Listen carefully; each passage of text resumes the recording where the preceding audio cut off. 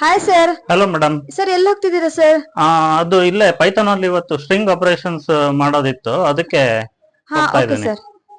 So Python ಅಲ್ಲಿ first ಒಂದು string ತಗೊಳ್ಳೋದು, str is equal to logic tech.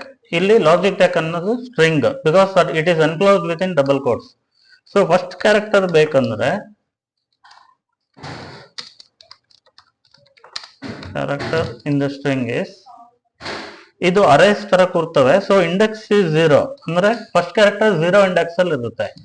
ಅದೇ ನೆಕ್ಸ್ಟ್ 7th ಕ್ಯಾರೆಕ್ಟರ್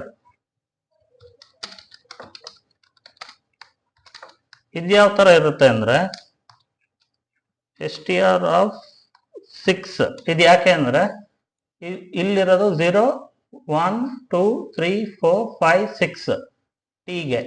ಸೊ ಈಗ ರನ್ ಮಾಡಿದ್ರೆ ಪ್ರೋಗ್ರಾಮ್,